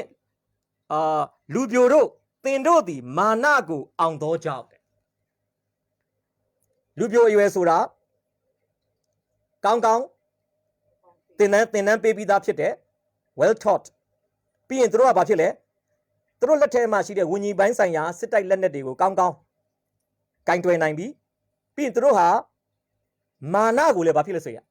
အနိုင်ယူနိုင်တဲ့သူတွေဖြစ်တယ်နော်သူတို့ကပြောမယ်ဆိုလို့ရှိရင်တော့119ခုမြောက်သောစာလံပိုက်ငယ်6မှာပဲကြည့်တိမောသေဩဝါဒစာဒုတိယဆောင်အခန်းကြီးနဲ့ပိုက်ငယ်22မှာပဲကြည့်လူပြိုသည်မိမိသွားသောလမ်းကိုအဘဲသို့တန်ရှင်းစေနိုင်မည်ဟုမူကားနှုတ်ကပတ်တော်အတိုင်းတတိပြုရမယ်လို့ပြောတာလူပြိုတွေကနှုတ်ကပတ်တော်ပေါ်မှာယက်တည်ပြီးတော့စာရမာနရဲ့သွေးဆောင်ခြင်းအဖျားကိုမဿဲ4 ကနေ7မှာအရှင်ယေရှုအောင်မြင်တဲ့ကဲ့သို့ကျမ်းစာလာသည့်အတိုင်းနှုတ်ကပတ်တော်အားဖြင့်မာနရဲ့သွေးဆောင်ခြင်းဖျားယောင်းခြင်းတွေကိုရင်ဆိုင်နိုင်တဲ့အရွယ်ဖြစ်ပါတယ်ဆိုတော့လူပြိုအရွယ်ဆိုတာအင်အားကြီးတယ်တနည်းအားဖြင့်ပြောမယ်ဆိုရင်လူပြိုအရွယ်အဆင့်တန်းရှိတဲ့ဒီမိတ္တာရမိသားစုဝင်တွေကစိတ်အားထက်သန်မှုအရန်ကြီးတယ်ဗျာနော်နှုတ်ကပတ်တော်လည်းအရန်စာငတ်တယ်နော်ကျမ်းစာသင်တန်းတွေဆိုလက်မလွတ်တန်းတက်တယ်ဧဝံဂေလိဟောမယ်ဆိုလဲထိတ်ဆုံးကသူတို့ရဲ့ပြဿနာကပြောချင်တာကိုစွတ်ပြောတယ်စိတ်အားထက်သန်မှုနဲ့လှုပ်ရှားရှိတာလှုပ်တယ်ဖြစ်လာမဲ့ရလဒ်တွေကိုသူတို့ကကြိုတင်မတွက်ချက်တတ်ဘူးဗျနော်အဲ့ဒီလူတွေကနောင်ခါစေးသမားတွေစိတ်အားထက်သန်တာတော့အရန်ချီးကျူးပါတယ်သူတို့မှာအင်အားရှိတယ်ပဂတိလူပြိုမှာလည်းအင်အားရှိတယ်လို့ဝိညာဉ်ရေးရမှာလည်းလူပြိုအဆင့်တန်းဟာအင်အားရှိတယ်နော်သူတို့ကကလေးလိုနှုတ်တောက်တဲ့အရွယ်လည်းမဟုတ်တော့ဘူးသူတို့ကဝိညာဉ်ရမှာအရန်တောက်တင်းခိုင်ပါတယ်အသင်းတော်မှာဒီအရွယ်တွေအားကိုးရတယ်ဒါပေမဲ့ထိမ့်ပေးဖို့တော့လိုတယ်ဗျဒီအုပ်စုကိုလွတ်ထားရင်အသင်းတော်မှာပြဿနာရှိနိုင်တယ်ကျွန်တော်ထင်တယ်သူတို့ကမစင်စားတတ်ဘူးဗျသူတို့ရဲ့စိတ်အားထက်သန်မှုတစ်ခုတည်းကိုပဲရှေ့တန်းတင်ပြီးတော့စိတ်အားကြီးမှုတစ်ခုတည်းကိုပဲရှေ့တန်းတင်ပြီးတော့မှစွတ်လောက်တတ်တဲ့အတန်းစားဖြစ်တယ်နော်အဖိုးခါတွေမတွက်ချက်တတ်ဘူးဒါလုပ်ရင်ဒါဖြစ်မယ်ဆိုတော့ရလက်မကြည့်တတ်ဘူးဒါလုပ်မယ်ဆိုတာပဲငါဒါဖြစ်ချင်တယ်ငါဒါလုပ်မယ်ပဲသူတို့စဉ်းစားတယ်ဒါကြောင့်လက်ရှိကျွန်တော်တိုင်းနိုင်ငံမှာဖြစ်ပျက်နေတဲ့အရာတွေနဲ့ပတ်သက်ပြီးတော့မှကျွန်တော်မိသားစုစုံတဲ့အခါမှာကျွန်တော်စကားတွေပြောဖြစ်ပါတယ်တခါတိုင်းကျွန်တော်တို့မိသားစုက night devotion မှာစုရင်းနဲ့စကားပြောတာဖြစ်ပေမဲ့ဒီကျွန်တော်တို့ကိုယ့်အမြင်သူ့အမြင်ပြောရင်းနဲ့ကျွန်တော်တို့စကားဝိုင်းရတခါကြရင်အငင်းခုန်လေးတွေဖြစ်လာတယ်ဗျနော်အငင်းခုန်လေးတွေဖြစ်လာတယ်ကျွန်တော်သားသမီးတွေမြင်တဲ့အမြင်နဲ့ကျွန်တော်မြင်တဲ့အမြင်ကတခါကြရင်တခြားစီဖြစ်တယ်နော်သူတို့ကအပေါင်းကြီးပဲကြားချင်တယ်ဗျဘာမဆိုအောင်မြင်ရမယ်တခါကျွန်တော်ကအောင်မြင်လဲအောင်မြင်နိုင်တယ်ဆုံးရှုံးမှုလည်းရှိနိုင်တယ်ဆိုပြီးတော့မှ two way ပေါ့ ဖြစ်နိုင်ကြီးလေးတွေကျွန်တော်ပြောတဲ့အခါမှာတစ်ခါကျရင်တို့ကတစ်ဖက်ပိတ်ပုံစံမျိုးဗျာလက်မခံနိုင်ဘူးဒါပဲဖြစ်ရမယ်နောက်ပိုင်းမှာတော့အခြေအနေအချိန်ခါအရကျွန်တော်သုံးသပ်ပြတဲ့အရာတွေဖြစ်လာတဲ့အခါမှာတို့နှုတ်ကနေဘာဝန်ခံလိုက်လဲအပားပြောတာဟုတ်တာပဲအပားပြောတာဟုတ်တာပဲအပားဟိုတစ်ခေါက်တော့ပြောတဲ့အတိုင်းတခါကျတို့ဘာပြောအပားကိုတဖြည်းဖြည်းနဲ့ကြောက်လာပြီတဲ့အပားပြောတဲ့အရာတွေကဖြစ်လာတယ်ကျွန်တော်ပြောချင်တာကလူပြိုနဲ့အသက်ကြီးတဲ့သူတစုံတစ်ခုသောအရာပေါ်မှာသုံးသပ်တဲ့အမြင်ကမတူဘူးနော်လူငယ်တွေကတော့ကျွန်တော်ပြောရလေလူပြိုဆိုတာသွေးစုလွယ်တယ်ဗျာဟုတ်ဝုန်းတိုင်းနော်ဝုန်းတိုင်းနဲ့ဘာမှမစင်စားမစင်ကျင်ပဲနဲ့မှားမှန်ရှူရှဲလုတ်တတ်တယ်ဗျာလူကြီးတွေကတော့ခေါင်းအေးနဲ့တေချာတွေးတယ်တေချာစဉ်းစားတယ်လုတ်တင်လားမလုတ်တင်ဘူးလားတေချာစဉ်းစားပြီးတော့မှကိစ္စရက်တွေကိုကင်တွယ်တာဖြစ်ပါတယ်ပြောမယ်ဆိုလူကြီးဆိုတဲ့အမျိုးကပိုင်မှလုတ်တယ်ဗျာလူငယ်ကပိုင်မပိုင်ချင်တဲ့စိတ်နဲ့ပဲလုတ်တာဆိုတော့ဒီမှာလူပြိုအရွယ်တွေကအပိုင်ငယ်14မှာတော့ဘာဆက်ပြောလဲဆိုရင်သူတို့ကအပိုင်ငယ်73မှာတော့မာနကိုအောင်တဲ့အကြောင်းပြောတယ်ဗျာသူတို့ရဲ့ထင်ရှားတဲ့လက္ခဏာပေါ့အပိုင်ငယ်14မှာတော့မာနကိုသူတို့အောင်မြင်တဲ့ပုံစံဘလို့တွေ့ရလဲလူပြိုတို့တဲ့သင်တို့သည်ခွန်အားနှင့်ပြည့်စုံ၍ဖျားသခင်နှုတ်ကပတ်တော်၌မှီဝဲစည်းကပ်သဖြင့်မာနကိုအောင်သောကြောင့်ရှင်ယောဟန်ကပြောလဲမင်းတို့လူပြိုတွေကမာနကိုအောင်တယ်ဘလို့အောင်လဲနှုတ်ကပတ်တော်မှာမှီဝဲစည်းကပ်ခြင်းအဖြစ်အောင်မြင်တယ်လို့ပြောပါတယ်ဒါကြောင့်သူငယ်ဘဝမှာနှုတ်ကိုယ်သာသုံးဆောင်တော်ညာလဲနော်လူပြိုဘဝမှာတော့ကျွန်တော်တို့ကကြေခဲသောအစာတွေကိုစားတတ်လာပြီစားနိုင်လာပြီကြေခဲသောအစာတွေကိုသုံးဆောင်ခြင်းနဲ့အတူကျွန်တော်တို့မှာဝိညာဉ်ရေးရမှာအင်ပြည့်အားပြည့်စိတ်အားထက်သန်မှုစိတ်အားကြီးမှုအပြည့်ဖြစ်လာတတ်တာပဲဖြစ်ပါတယ်ဒီအရွယ်တွေကိုရင့်ကျက်တဲ့သူတွေကဟာလားလွှမ်းမိုးနိုင်မယ်လမ်းပြနိုင်မယ်ထိန်းချောင်းနိုင်မယ်ဆိုရင်တော့အသင်းတော်မှာတကယ်ကိုဟာလားအားကိုးရမှာဖြစ်ပါတယ်ဒါဒီအရွယ်တွေကိုရင့်ကျက်တဲ့သူတွေကမထိန်းချောင်းနိုင်ဘူးမပဲ့ပြင်နိုင်ဘူးဆိုရင်တော့ဒီအဖွဲ့တွေလောက်တာနဲ့ပဲအတိုင်းအဝိုင်းမှာအဆက်ရစရာတွေအကွဲအပြဲတွေအများကြီးဖြစ်မှာဖြစ်ပါဒီအဖွဲ့တွေကဘာမှမကြည့်တတ်ဘူးလူပြိုအရွယ်ကတနည်းအားဖြင့်ပြောမယ်ဆိုရင်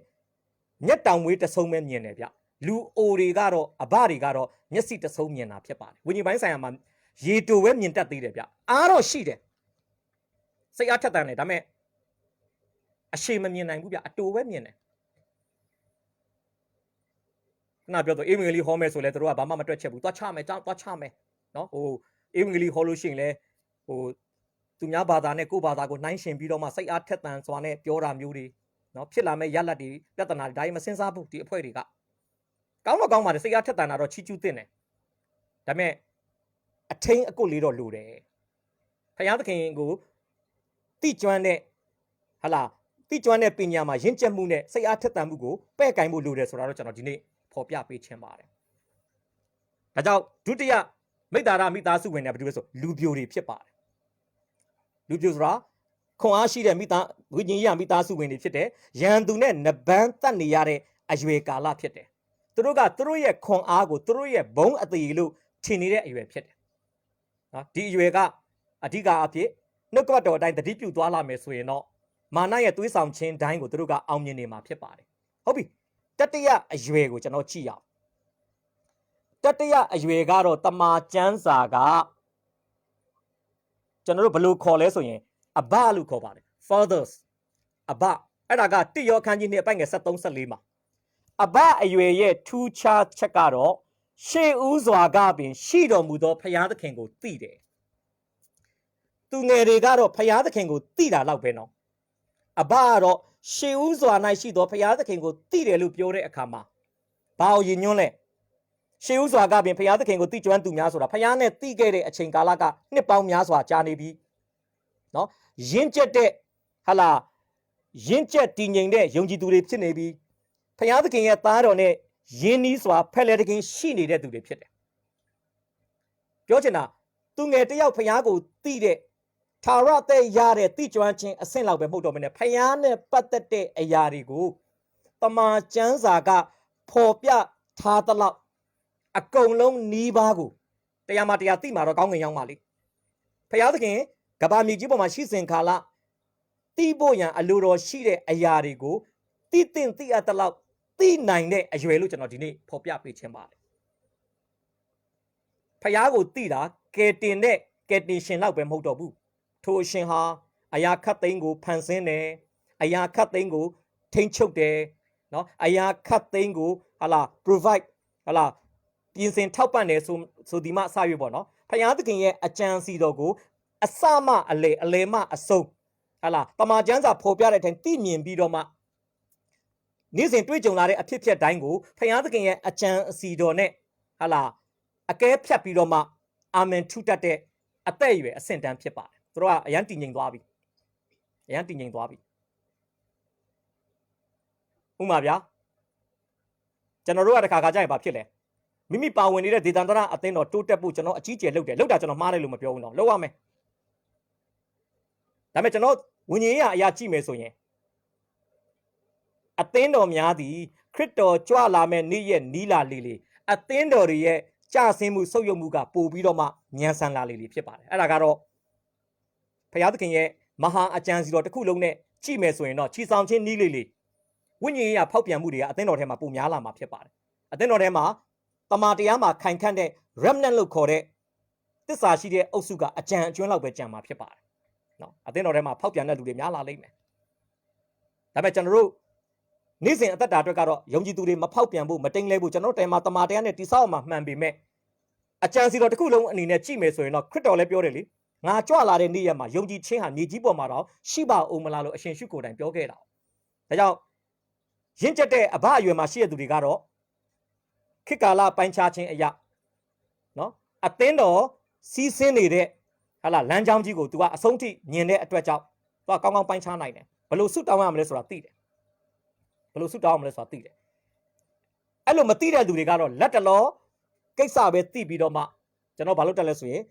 သွေးပူသွေးဆူနဲ့စိတ်လိုက်မှန်ပါမိမိရဲ့စိတ်အားထက်သန်မှုကိုရှေ့တန်းတင်ပြီးမှားယွင်းတဲ့ဆုံးဖြတ်ချက်တွေချနိုင်တယ်ဆိုတာကျွန်တော်ဒီနေ့ဖော်ပြပေးခြင်းပါတယ်ကဲဒါဆိုကြည့်အောင်သူငယ်ဟာခရစ်တော်အကြောင်းကိုဝိညာဉ်ရေးခီးစဉ်ခရစ်တော်အကြောင်းကိုဝိညာဉ်ရေးခရစ်တော်အကြောင်းကိုသိပြီးတော့မှဝိညာဉ်ရေးခီးစဉ်ကိုအစာပြုတယ်စုံစမ်းသွေးဆောင်ခြင်းများကိုအောင်မြင်နိုင်တဲ့တတ်ဆွမ်းနိုင်မှုကိုကြီးထွားနေတဲ့အရွယ်ဖြစ်တယ်ကလေးကလူပြိုကတော့အောင်မြင်ခြင်းမှအောင်မြင်ခြင်းတို့ရွေ့လျားနေတယ်သားတော်နဲ့ဆက်ဆံခြင်းကျေးဇူးတော်၌ကြီးထွားတယ်ဒါလူပြိုရဲ့အနေထားအဘကတော့ခရစ်တော်ကိုနှစ်ပေါင်းများစွာသိကျွမ်းခဲ့တယ်လူငယ်များကိုသင်ကြားပေးဖို့ရန်လိုအပ်သောဉာဏ်ပညာ၌တိုးပွားတယ်နောက်တနည်းပြောမယ်ဆိုလူငယ်ပဲသူငယ်ပဲဖြစ်ဖြစ်လူပြိုပဲဖြစ်ဖြစ်အဘပဲဖြစ်ဖြစ်ဘာဖြစ်လဲဆိုရင်မိသားစုထဲမှာပါတာဖြစ်ပါတယ်အဘအရွယ်ရောက်တဲ့သူတွေကတော့သူငယ်လူပြိုအဘဆိုတဲ့နောက်ထပ်စောက်ဝိုင်းအသစ်တစ်ခုကိုသူကစတင်ဖန်တီးတဲ့လူလို့ပြောလို့ရတယ်သူငယ်ဘဝကနေလူပြိုဖြစ်လာတဲ့လူပြိုကနေအဘအရွယ်ရောက်လာတယ်အဘအရွယ်ရောက်တဲ့အခါမှာသူငယ်တွေပြန်မွေးမယ်ဝင်ကြီးပိုင်းစာမပြည့်အဲ့သူငယ်တို့ပြုစုပြုထောင်ပြီးလူပြိုဖြစ်အောင်လုပ်မယ်နောက်အဘအရွယ်ဖြစ်အောင်လုပ်မယ်သူကအရင်တုန်းကတော့သူများရဲ့တုံသင်မှုကနေသူငယ်ကနေအဘအရွယ်ရောက်လာခဲ့ပြီးတော့အခုအချိန်မှာသူငယ်တွေကိုအဘအရွယ်ရောက်အောင်ပြန်လဲတုံသင်တဲ့ဟာလာသင်တန်းပေးတဲ့သူတယောက် training ပေးတဲ့သူတယောက်ပြန်ဖြစ်လာတယ်ဆိုတာကျွန်တော်ဒီနေ့ဖော်ပြပေးချင်တာဖြစ်ပါတယ်ကျွန်တော်ကိုယ့်ရဲ့ဝิญဉ်ပိုင်းဆိုင်ရာအရွယ်ကိုဒီနေ့ကျွန်တော်ပြန်လဲစမ်းစစ်ရအောင်ကျွန်တော်တို့ဟာသူငယ်အဆင့်တန်းမှာပဲရပ်နေလားပေးပါပြီးရင်နှုတ်ပဲတောက်မယ်ပြီးလို့ရှိရင်ကောင်းကျိုးမကောင်းကျိုးမပိုင်းခြားနိုင်တဲ့အရွယ်ပဲကျွန်တော်ရှိနေလားတိုးသိမ့်ဖို့လူပြိုများကဲ့သို့နှုတ်ကပတ်တော်မှာမှီဝဲပြီးတော့မှစုံစမ်းသွေးဆောင်ခြင်းတွေမာနရဲ့သွေးဆောင်ခြင်းဖျားယောင်းခြင်းတွေကိုအလဲထိုးအနိုင်ယူနေတဲ့အောင်မြင်ခြင်းမှအောင်မြင်ခြင်းတို့ခရီးစဉ်ထဲမှာရွေ့လျားကြီးထွားနေတဲ့သူလားဒီနေ့စဉ်းစားမယ်တိုးဒီမို့အဘများကဲ့သို့ဖျားသခင်ရဲ့အကြံစီတော်တစ်ခုလုံးကိုတမန်ကျမ်းစာအားဖြင့်ခြုံငုံတွေ့မြင်ပြီးတော့မှဖြစ်လာတဲ့အဖြစ်တွေကိုတည်ငြိမ်စွာကင်တွယ်တဲ့သူတည်ငြိမ်စွာဆုံးဖြတ်တဲ့သူမိမိထက်ဝิญဉ်ပိုင်းဆိုင်ရာမှာငယ်ရွယ်နှုတ်ပြတဲ့သူတွေကိုပြန်လဲဖေးမတွဲခေါ်သင်တန်းပေးတဲ့သူဖြစ်နေပြီလားဒီနေ့ပြန်လဲစဉ်းစားဖို့လိုပါတယ်မိတ္တာရအထဲမှာဝိညာဉ်အရွယ်မညီရင်တော့မိတ္တာရဖွဲ့တဲ့နေရာမှာအနည်းနဲ့အများတော့အခက်အခဲရှိပါတယ်အခုကျွန်တော်အိမ်မှာ8နှစ်အရွယ်သားလေးရှိတယ်နော်ကျွန်တော်ဇနီးသည်ရဲ့သမီးကြီးရဲ့သားကြီးရဲ့ပြောတဲ့စကားတွေကို မြန်မာစကားနဲ့ပြောတဲ့အတွက်ကြောင့်မြန်မာစကားကိုနားလည်တဲ့သူတယောက်နေ तू နားလည်ပေမဲ့ကျွန်တော်ပြောတဲ့အတိတ်ပဲကို तू မသိဘူးဗျတနာဖို့တော့ကောင်းတယ်နော် तू ဘာမှမသိဘူးနိုင်ငံရေးအကြောင်းပြောလဲမသိဘူး तू ဘာသိမသိဘူးသူ့ရဲ့အရွယ်ကြောက်ဖြစ်ပါတယ်ဒါပေမဲ့နောက်10နှစ်လောက်ကြာရင်တော့ကျွန်တော်တို့အခုပြောနေတဲ့အရာတွေကို तू နားထောင်ရင်ကျွန်တော်လည်း तू ဝင်ပြီးတော့ဆွေးနွေးလို့ရတယ်ဝိညာဉ်ပိုင်းဆိုင်ရာမှာလည်းအဲ့တိုင်းပါပဲဝိညာဉ်ပိုင်းဆိုင်ရာမှာလည်းဟာလာလူပြိုတို့အဘတို့အရွယ်မှာရှိတဲ့သူတွေကတော့နော်နှုတ်ကပတ်တော်ကိုဘယ်အကြောင်းအရာပဲဝေငှစိတ်ဝင်စားမှာဖြစ်တယ်ခံယူနိုင်မှာဖြစ်တယ်သူငယ်တွေကတော့ကျွန်တော်အများနဲ့ပြောလေရည်စရာများပါမဟာတာတွေများပါမနော်ဟိုဘယ်လိုခေါ်မလဲဟိုအနာဂတ်ကျမ်းနေဆိုရင်အရင်ပြင်းစရာကောင်းတယ်ကြားချင်တာကျွန်တော်ထင်ပါတယ်မာသဲ6:33ကျမ်းစာလေးတစ်ပိုက်ဖတ်ပြီးတော့မှအဲ့ဒါလေးနဲ့ပဲဟောတာမျိုးတွေတုတ်တန်356တစ်ပိုက်ဖတ်topical sermon တွေပဲစားချင်တယ်ဆိုရင်တော့အဲ့ဒါကတော့ကျွန်တော်ထင်တယ်သူငယ်အရွယ်တွေဖြစ်လိမ့်မယ်ရင့်ကျက်ကြီးထွားခြင်းကိုတက်လှမ်းတဲ့အရွယ်တွေကြတော့စာဆောင်လိုက်တမန်ကျမ်းစာကိုတစ်ပိုက်ချင်းလားစကလုံးတစ်လုံးချင်းစီလားဟာလားအတိတ်ပဲဖွင့်ပြီးတော့မှတွင်တင်တဲ့အရာတွေတမန်ကျမ်းစာရဲ့မူလအနှစ်သာရမပြောက်ဘဲနဲ့ application ဆွဲတာတွေကိုရင့်ကျက်တဲ့သူတွေကစိတ်ဝင်စားတာဖြစ်ပါတယ်ဒါကျွန်တော်တို့စားနေတဲ့ဝิญဉ်ရေးရာအစာဟာဘယ်လိုအစာမျိုးလဲ ready made တွေကျွန်တော်စားနေလားအခုဟာလားခောက်ဆွဲထုတ်တွေလိုမျိုးဒါမှမဟုတ်ကျွန်တော်တို့တေးချာဟာလားကြက်အကောင်အရှင်ကိုတတ်ပြီးတော့ကြက်သားကိုခုတ်ထစ်ပြီးတော့မှလက်ဆက်ပူနွေးချက်တဲ့အစာကိုစားနေလားဒီနေ့ကိုဒီနေ့ပြန်လဲစဉ်းစားဖို့ဖြစ်ပါတယ်ဒါကြောင့်မိသားစုဝင်ထဲမှာတော့အားလုံးကပါပြီလို့ကျွန်တော်ယုံကြည်ပါတယ်အားလုံးကသူငယ်အဆင့်တန်းမှာကြော်ဖြတ်ခဲ့တဲ့အဘကိုသိတယ်ဆိုတဲ့အဆင့်ကတော့အားလုံးကြော်ပြီးပြီလို့ကျွန်တော်ယုံကြည်ပါတယ်ဒါပေမဲ့နှုတ်ကတော်အဖြစ်မာနကိုအောင်တဲ့အဆင့်ရောက်ပြီလားတို့ဒီမဟုတ်ရှေးဥစွာကရှိတော်မူသောခမဲတော်ကိုသိတဲ့အဆင့်တည်းဟုသောဖယားသခင်နဲ့နှစ်ရှည်လများအချိန်ယူလာတဲ့ဖယားနဲ့အတူလမ်းလျှောက်တဲ့အတွေ့အကြုံမြောက်များစွာကိုပိုင်ဆိုင်ခွင့်ရတဲ့ဝိညာဉ်ရေးအဆင့်တန်းဖြစ်ပြီလားဆိုတော့ဒီနေ့ပြန်လဲစဉ်းစားဖို့ဖြစ်ပါတယ်တေချာတာတစ်ခုကတော့ဖယားသခင်ကချီဆောင်ခြင်းမှာကျွန်တော်တို့အားလုံးကိုသူငယ်အရွယ်နဲ့ချီဆောင်ခြင်းပါသွားတာထက်လူပြိုအရွယ်လောက်နဲ့ပဲချီဆောင်ခြင်းပါသွားတာထက်အားလုံးကိုကြီးရင်သောသူတည်းဟုသောဟာလားအဘအရွယ်အဆင့်တန်းရောက်ပြီးမှချီဆောင်ခြင်းပါတာမျိုးကိုတော့ဖယားကပို့ပြီးတော့မျှော်လင့်မှာဖြစ်ပါတယ်အဲ့လိုပြောလို့အဘအရွယ်ရှိတဲ့လူပဲချီဆောင်ခြင်းပါမယ်လို့ကျွန်တော်ယဉ်ညွှန်းတာမဟုတ်ပါဘူးဖယားသခင်ကကျွန်တော်အားလုံးကိုတရက်ပြီးတရက်မနေ့ကထက်ဆိုင်ဒီနေ့ပို့ပြီးရင့်ကျက်စေခြင်းတယ်အရွယ်တစ်ခုတည်းမှာပဲကျွန်တော်တို့ကိုဘုရားသခင်ကမရက်စေခြင်းဘူးအဘအရွယ်ရောက်ရင်လည်းရပ်ဖို့မဟုတ်ဘူးနော်အဘအရွယ်သည်သူငယ်အရွယ်နောက်ထပ်မျိုးဆက်တစ်ခုကိုမွေးထုတ်ပြီးတော့မှအစပြုတ်ပေးတဲ့ဟာလာသင်တန်းပေးတဲ့အရွယ်ရောက်ပြီဆိုတော့ကျွန်တော်ဒီနေ့ဖော်ပြပေးခြင်းပါတယ်ဒါကြောင့်မိမိရဲ့ဝิญဉ်ပိုင်းဆိုင်ရာအရွယ်ကိုပြန်လဲသုံးသပ်ကြပါစို့သူငယ်လားလူပြိုလားအဘလားဒါမှမဟုတ်ရင်အဘအဆင့်ကိုဖြတ်တန်းပြီးတော့မှသူငယ်တွေကိုလူပြိုတွေကိုသင်တန်းပြန်ပေးတဲ့ပြန်ပြုစုပြောင်းထောင်တဲ့အရွယ်အထိရောက်ပြီလားဆိုတာပြန်လဲဆန်းစစ်ပြီးတော့မှမိသားစုထဲမှာမိသားစုဝင်တဦးအနေနဲ့မိမိကြာရအခန်းကဏ္ဍမှာကြီးမြင့်စွာပါဝင်ခြင်းအဖြစ်ဘုရားသခင်ရဲ့ဘုန်းကိုသယ်ဆောင်ထင်ရှားနိုင်တဲ့သူတွေဖြစ်ဖို့ကျွန်တော်နှုတ်ကတော်အဖြစ်တိုက်တွန်းအားပေးခြင်းပါတယ်နှုတ်ကတော်အဖြစ်အသက်တာသီးပေါ်မှာဘုရားရှင်ကောင်းချီးပေးပါစေ